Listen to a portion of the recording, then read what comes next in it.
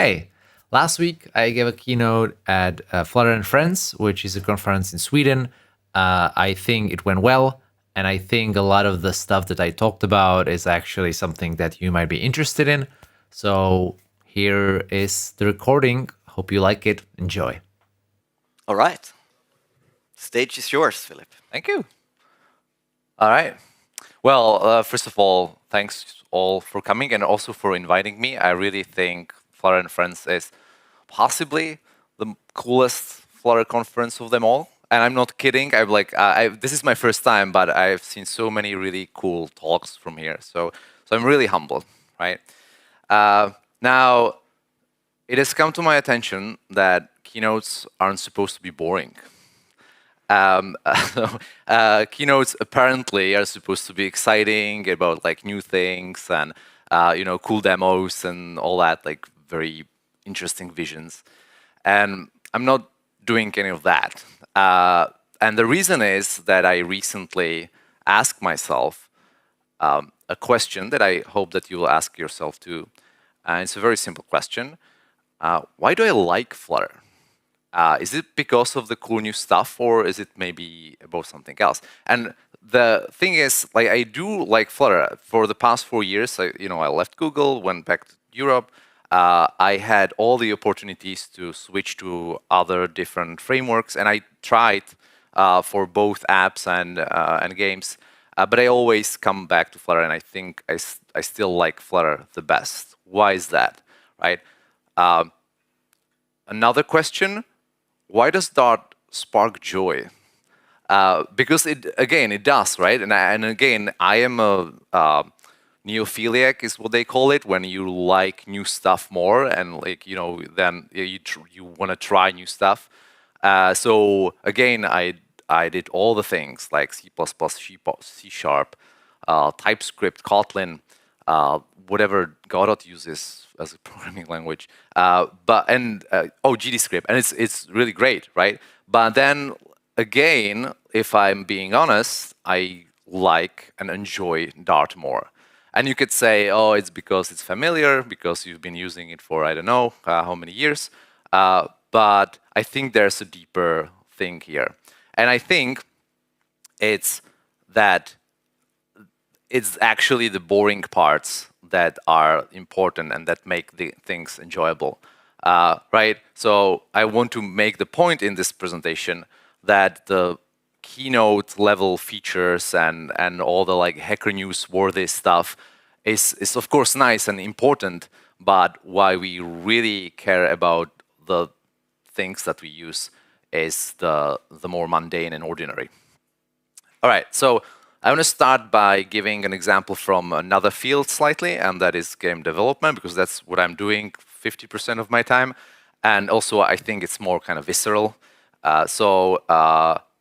There is a field in game development called game AI, right? And it's literally just what do the computer-controlled characters in the game do? So in something like Pac-Man, it's what do the ghosts do? Like, what's the behavior, right? And it can be, and it generally is, like kind of boring algorithms. Like with Pac-Man, it's just if-else statements. These days, it's behavior selection. It's pretty boring, mundane stuff, right? Or it can go to really amazing, cool things. I'm really fond of something called goal-oriented action planning, GOAP, which is like where every character in the game that's not player controlled can actually make their own plans that are original and that can actually like surprise you as a developer that, okay, this soldier actually came up with this cool plan how to do X or Y, right? And so you can imagine, okay, so there's these two approaches. One of them is the boring one, if-else statements and so on and so forth. And then there's the glamorous one, the one where you talk at conferences about it, and it's really, really cool, right? And we all know which one we would like to discuss more at a conference.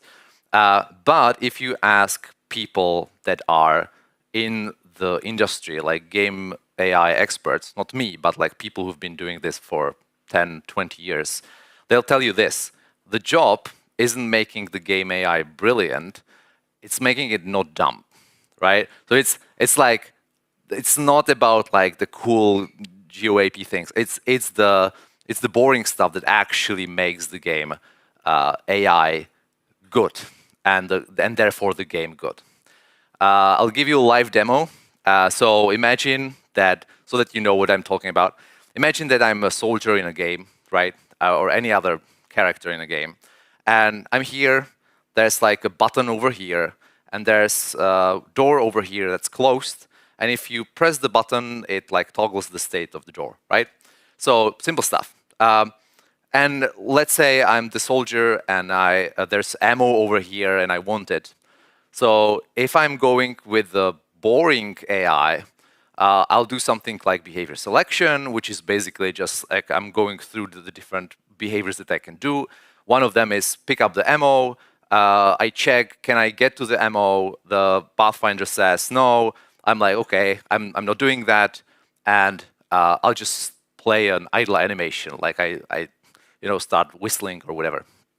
If the player sees this, they're not impressed, but they're also like, I don't look dumb. It's just, okay, he's just standing there, right? Now, I am the AI, the glamorous one with the action planning, right? So this is the glamorous me. So I'm the soldier, right? Now I figure that I need to do something, so I start action planning. And one of the plans is, okay, you go here, you press the button, you go there, you take the ammo, right? So that's a good plan. I start executing it. I just go and get the ammo. And this could be pretty I don't think it's brilliant for the player, but if the player sees it, they're definitely they'll like it, especially if they were the ones who closed the door. Or maybe it's just like, okay, this is a scripted event, blah blah blah, right? If it's a game developer who sees this, they're definitely impressed because they're like, oh shit, this is action planning. So, but anyway, right? So far so good. But imagine there are two soldiers apart from me. So now again, back to boring. I have behavior selection. Look, I can get there. I just play an idle animation. The other guy does the same thing, idle animation. The player sees this, fine. Okay, two guys standing around, right? Now, what happens if for action planners, right? So I make the plan, so I start executing the plan. The other guy also makes the same plan, and so while I go, I open the door, and I start going to the door. The other guy comes to the switch, closes the door, and starts going to the door. Now, the first one is like, oh my god, my plan failed. So it goes, oh, I know what to do. I'll, tap the button, and so on and so forth, and it looks dumb. If the player sees it, it looks dumb, even though you have this amazing, elegant solution at first, right? Now, you might be thinking, is it not possible to fix this? Like if you have Go app, goal-oriented action planning, is it not possible to make it not look dumb? Yes, it is, but the solution will be boring. It's not going to be as elegant. That's what I'm trying to say, So it's not all about the cool stuff, and the more important for the player or the user are often the more boring stuff. All right, so like back to general computing, the vast majority of development time is spent on the glamorous stuff, despite us talking a lot about the glamorous. All right, very quick agenda. I'll just basically talk about a bunch of seemingly random stuff at first, about 11 examples. I don't have them sorted in any way, but at the end, I'll try to generalize it at the end, okay? I just wanted to make sure that you're not missing anything. If it looks like I'm jumping from one topic to another, it's just random stuff. Also, I want to say, what I'm going to talk about, most of this is not unique to Flutter and Dart. It's not like, Dart is the only programming language that has fast GC. It does not make, like, if you have a programming language that has fast GC, it does not make it automatically enjoyable to use. I'm talking about the compound effect of all of that. All right, so number 1 out of 11 is that Flutter has a single pass layout algorithm, meaning that if the layout, it's like just, you probably know this, right? Constraints go down. Okay. Yeah. I was very kind of, yeah. I thought we would be like screaming at the top of our lungs, but all right, okay. It's the morning. So anyway, so that's like, that's just how Flutter works. And what it means is that layout is ON, so it's linear time, which means it's pretty fast, right? And that itself is really boring. You can't really show it on a demo. It's not visual. It's just math that works. It's not really that interesting, but it unlocks a lot of things. My favorite one is that if you have scrolling in your app, it really is nothing else than layout, right? There's nothing special about a scrollable widget. It's just relayouting every frame, which means for you as a developer, you don't need to think about, oh my God, this widget is part of a moving, scrolling thing, so it can change sizes or whatever, right? Like, or I need to use like some adapter because something. No, it's just relayouting every frame. That's it. Another one is that Flutter has an integrated rendering engine, which is just like, I always say it's like, Unity for apps. There you actually have like a little rendering engine in every app that you publish, which is again very boring, especially for people who've been doing this for a long time. But it's amazing, and I'm very surprised that nobody has tried to emulate this. It seems, as far as I know. Well, I know why, because it's hard, but it's kind of like a unique thing for Flutter. And this also has a very real effect for us as developers, and that is that we are not like, hey, operating system, can you like maybe show these buttons there, and fingers crossed it looks kind of like I wanted to see. No, it's like it's literally you and the rendering engine together, like doing draw calls, and you can go all the way to individual draw calls and do exactly what you want, and it will look the same. You know the drill. It will look the same on Xiaomi and Samsung and iOS and all that. So that's a huge part of it. It's a lot of work on the Flutter engine side, but it gives us a lot.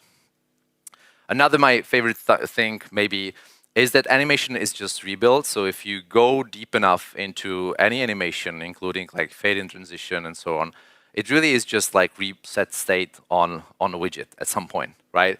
So there's nothing special about these rebuilds, which makes it very flexible. Like you can, if you wanted to, let's say you have an animation that slides something from left to right, you want to show Rick Astley every third frame, you can. It doesn't like the Flutter framework doesn't care. It just like will do whatever you want them to do, right? Now it seems like it might not matter because of course, you want all animations to be continuous. Of course, there's really only a few animations that you want, like fade in and fade out and scale and translate and rotate, and that's it, right? But that's actually not the case, and I want to show what I mean. Let's talk about probably the most boring transition or animation of all, and that is fade in, right? So this is how you fade in. This is using Apple Keynote, which I'm using for this keynote. And that's just you're going from fully transparent to fully opaque. And it's good enough, right? It's good enough for Apple, so it's good enough for us, right? Wrong. If you look at how they do it, how the film industry does fade-in transitions of like things like titles, you'll see that they are doing something like like a small thing that I haven't seen much in UI in like computers, and well, I want to show you now. So this is the title sequence for a movie called Snatch, but you'll see it from now on. You'll see it everywhere, and I don't know if you can, if you could see it on the screen, but basically they don't go from like fully transparent white to opaque white. They go through this like kind of a blue effect, which is really like it happens very fast. You don't consciously see it, but it makes the effect very. I mean, not very. It makes it interesting. It's visually interesting. It adds visual interest, right? So how do you do it in Flutter? You don't use fade transition. You just have a color. If you're only fading one color, you have a color tween from transparent blue, for example, to white. By the way, I've ruined movie going experience for you, because from now on you will always look at titles and you will be like, oh yeah, there's the blue there. Okay, so but yeah, it really is there, and most people have never consciously seen it, right? So that's what I use in my game. You probably can see it here, but trust me, it looks cool in the normal, here it looks cool. But it's subtle, yeah. But that might be fine with other frameworks, I'm sure. I mean, it's all possible in other frameworks as well, I'm sure. But what if you want to animate in something that has more than one color, right? So it can be just one color tween. Animations are just rebuilt. So you have an animated builder, you have color filtered in it, and you just animate that, right? You modulate through blend mode.modulate, and this is how it looks like. This is probably me overdoing it. And I'm not sure if you can see actually that something's happening, but like all of these things go through slight blue kind of tint, right? And I think that makes a big difference actually in the end. So animations are rebuilt. Number 4, gesture arena. Is everyone familiar with what gesture arena is? Can you? Yeah, not everyone. Okay, so I just want to highlight how cool it is that Flutter internally has this thing to deal with different kinds of gestures. So if you need in some part of your UI, if you need to double tap, then Flutter will automatically wait until it's sure that you're not double tapping, right? So I have an app and I tab here, and that button has both a normal tap and a double tap. And so like it taps, it registers the user input, but the framework is like, oh, but maybe this is a double tap, so I will wait until later. And then when it's sure that it's just one tap, after a while it will tell you, okay, it will call your callback on tap or on pressed or whatever.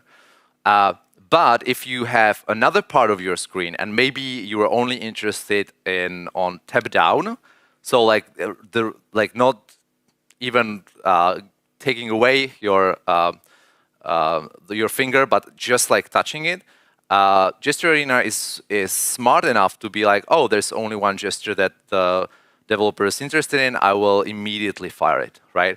Which means that you have a lot faster feedback. And it's just like your app or game, it's especially interesting for games, can react immediately like the next frame, which again can be a subtle difference, but it actually makes a difference. It does.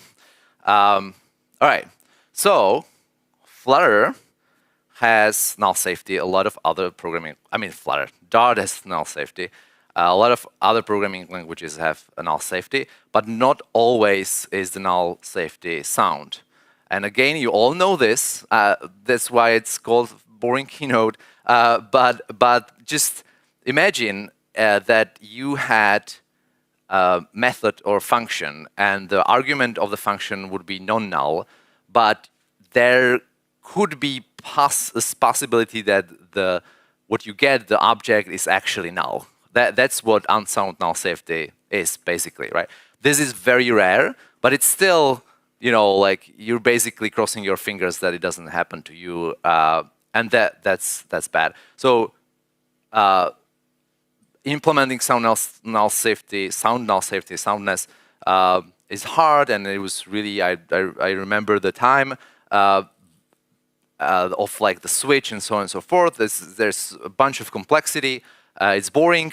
You don't want to speak about it on most keynotes, but it makes your life much easier and therefore your programming experience more enjoyable, I think. There's a standard library, which is also not unique to Dart, but it's well designed, right? Like you can have standard libraries that are that basically don't give you a lot of things that you want, like trim, or you can have standard libraries that like pollute your namespace with like crazy amounts of different things, and it's kind of boring but important to have people that are the ones that make the hard decisions to say this goes into the standard library and this doesn't, and it's not exciting. You're not going to go to Hacker News and post like, I like this standard library, and everyone like, yeah, that's great. No, it's not something that we think about, but it's really important. Number 7 out of 11, integrated toolchain. So the fact that we get Flutter format, Flutter analyze, Flutter pub, Flutter doc generation, dev tools, Flutter inspector, built-in text, and a bunch of other stuff. I did a very low effort thing. This is AI generated, so please take it with a grain of salt. But I basically ask AI, give me this. Try to see what's built in. So the green ones are built in. The kind of light green ones are not built in, but kind of standard. And then if it's the dash, there's no real solution, or it's highly fragmented. And I didn't tell it make Dart look good here. I didn't even tell it this is about Dart, but it did this. This is not me saying this is the reason why you should think that Dart's toolchain is the best. No, I hope that if you have experience with other tools and programming languages, you see it even without the table. But I just wanted to show you something. So that's I think is important because again you don't need to think about this too hard. There's a toolchain, and it's standard and it's built in. And for that I give the example of an encyclopedia versus a library. If you want to learn about Stockholm, you can either go the curated way, which is open encyclopedia, and you have a short article that is very opinionated. Someone put it together, but you're very quickly you're done, and you get your information. Maybe not the best information, but something, right? Or you can go the DIY route, where you go to the library and you spend a week researching Stockholm, and then of course you have a better idea of what Stockholm is, but it takes a week. And so obviously if we all had an unlimited amount of time, we would just go to library for everything and do DIY for everything. But in the real world, there are some things that you care more about than others. And so every tech stack needs to figure out what are the things that should be curated and done for you, and what are the things that we kind of let you do on your own, right? And I think Dart and Flutter and many other frameworks out there are opinionated about infrastructure, but you are flexible about the app patterns. So for example, it's like Dart and Flutter are opinionated about the formatting and about the compiler, package management, stuff like right to left support. That's what you get by default. And you don't really have much choice there, or none, right? But most of us don't really care, I think, about the exact implementation of package management. But on the other hand, we're flexible about state management. and architecture and packages, right? And so again, this is a balance, so it's boring. There's no like really elegant solution to everything. You can't have everything curated. You can't have everything DIY, but that's what we get. All right, hot reload. Obviously, at some point, hot reload was a hot feature. It was the thing that we showed at keynotes and stuff like this. But what I want to highlight is consistent. So maybe you have experience from other tools with hot reloading and other kind of things like that. And you know that sometimes they're not stateful, sometimes they're not fast. And oftentimes, in my experience, they're not consistent. And that sucks. So you can, on the other hand, with Flutter, at least in my experience, of course, it's not 100%, but like I regularly start an app and then for a week I don't rebuild it and I just hot restart, hot reload, and it just consistently works, which is a huge amount of work on the side of the team that I don't need to worry about. Unified composition model, this will be maybe a little bit controversial, what I'm gonna say, but it's everything is a widget, right? So like padding is a widget instead of being like a dot padding or something like this, right? I think that's actually a really strong point of Flutter so far. I know that there are ways and people are trying to change this so that it's less typing, so you can have like some widget, and then you say dot padding and add padding that way instead of nesting it into a padding widget. I personally think that I'm not decided, but I think it's also good to realize how the simplicity of just like everything is a widget, everything is just nesting, is powerful. But it's boring. Like if you told it to someone, they're like, yeah, but yeah, I want to this new thing. So we'll see. Number 10 out of 11, something that is told about at every keynote, but only at the end and kind of like, like thanks to the community for being here. But I think it's really, really important, the kind of community that's around Dart and Flutter. And I think a lot of engineers will be like, it's actually, all about the tech, the community, it's great, but yeah. But try to be in a community where newcomers are being seen as inferior or people being dicks to each other and that being okay. That gets old pretty fast. And it is part of your development experience, I think, with the technology, right? Whether you want it or not. If you're building in a technology, you'll probably partaking in the community a little bit. And if everyone is a dick, then it has effect on your productivity and your life. So that's a big thing. But it's also not only about toxic versus non-toxic. It's also about like the excitement.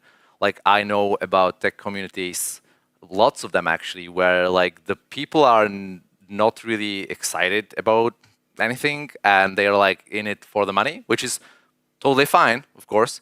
But if you're like in that kind of community, it's a very different experience. I just want, I don't know, maybe it's just me, but I want like people to feel alive if I'm communicating with them. So I'm really glad that the community is what it is for Flutter. And it's also part of the enjoyment, I think, for that. And last but not least, documentation is a huge amount of work. And it's, I think, for Dart and Flutter is amazing. The API docs, but also the Flutter website. I know firsthand that it's a lot of work. It's all peer-reviewed, and it's being maintained, and it's boring to talk about. All right, so I talked about all this. Of course, in isolation, all these things, and I could be talking more, right? I had like 10 more examples, but I don't want to bore you too much.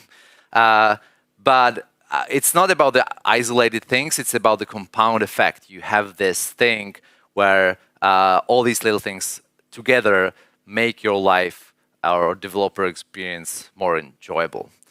I also want to say that all these little things can only exist if you don't have too many complex features. So if you have something that has like 100 features, then of course you can't get that much attention to detail to all of them. You have to probably kind of skip some of those, and maybe they're there, but they're not really thought out, and so on and so forth, right? So it's really important that we realize that the Dart and Flutter teams need to say no a lot to new features. And there are languages and frameworks that say yes a lot more often. And I think they are, at first, they are very popular because, of course, it's like, oh my God, they added my favorite feature now. So you're like, yeah. But then after a while, it's a nightmare because there's like all the features and now it's a complex mess, right? Also, I want us to, I think in this room, mostly we're experts or like we've been working with Flutter and Dart for a while. So for us, we have ingested all of the complexity of Dart and Flutter already. So if there comes a new feature, we're like, of course, it's just like this thing. I can understand it and ingest it into my already existing knowledge in a minute, and I'm excited about it. That's great. But if you do this too long, then you get this like huge complex mess. And suddenly for newcomers, it's going to be very bad. Like, I don't know if you've ever tried to like, get into C++. It's like, I can understand how they got there, but when you're starting to even just read C++ code, you're like, what is happening? So you don't want that for Dart, but it's easy for us to just kind of like, sleepwalk into that because, of course, yeah, that's great, that's great, that's great. And suddenly you have this complex mess. So yeah, let's not do that. So I want to leave you with I guess an obvious thing to say is that reliable foundations enable creative applications, which means the kind of the boring stuff that's down there and that we don't talk about is actually what makes cool apps and cool games and everything like that, right? So my example is the Sistine Chapel is made from regular timber and stone. Banksy uses regular spray paint. Minecraft was built in Java, and it's the most successful computer game of all time. So obviously, this is like I think we can all agree.